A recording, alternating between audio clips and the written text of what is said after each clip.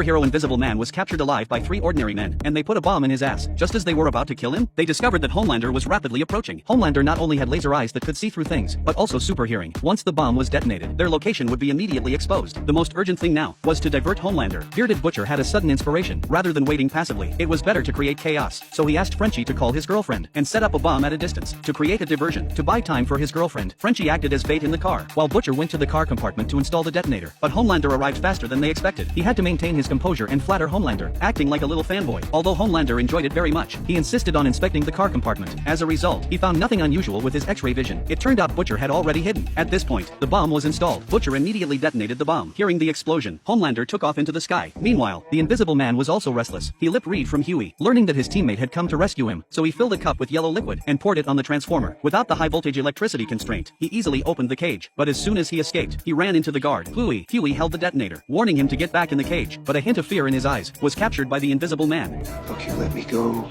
you'll be the hero that saved Translucent.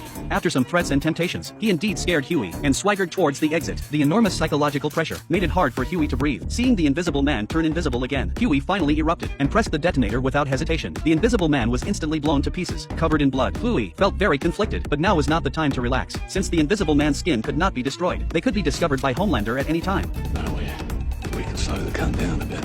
They quickly cleaned up the scattered remains, packed them into a zinc box. Butcher wanted to give Homelander a big gift. Of course, this was just the first step of revenge. The main event was still to come. Butcher then sought out his old comrade, Old M. Old M was a veteran scout. With his help, they soon located the address of the female Viper. The female Viper was A-Train's underground girlfriend. If they could monitor her, they could learn more secrets of the Vought Corporation. Butcher took out some large cameras, planning to secretly infiltrate the female Viper's apartment, but was ridiculed by Huey. This was outdated. He just needed to hack into the female Viper's home network to monitor her 360 degrees without dead angles. The group exchanged glances, thinking this method was feasible. Then Huey and Old M, disguised as broadband service personnel, came to the female Viper's home. Old M pretended to be a fan of the female Viper and started chatting with her, while Huey took the opportunity to install the monitoring program. The process went unexpectedly smoothly. This kid is full of surprises. But as they were about to leave, they ran into A-Train. Huey's heart instantly jumped to his throat, but A-Train seemed to have forgotten about such a minor character as him. Huey was both delighted and a bit indignant. This bastard had killed his wife just days ago, and now acted like nothing had happened. In a moment of impulse, Huey said something that made Old M very nervous. Haven't we met before?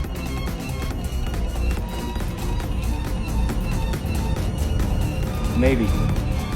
I meet a ton of people. It seemed that human life was indeed worthless in their eyes. Back in the surveillance van, they quickly found some clues. A-Train was going to have a speed race with Shockwave. If he lost, he would be kicked out of the 7. For this, he asked the female Viper for a compound V. The female Viper immediately objected. This thing was a double-edged sword. Although it could enhance abilities, it was hard to control. The last time he killed that civilian was the best example. But A-Train was determined and promised that as long as he won the race, he would publicly acknowledge their relationship.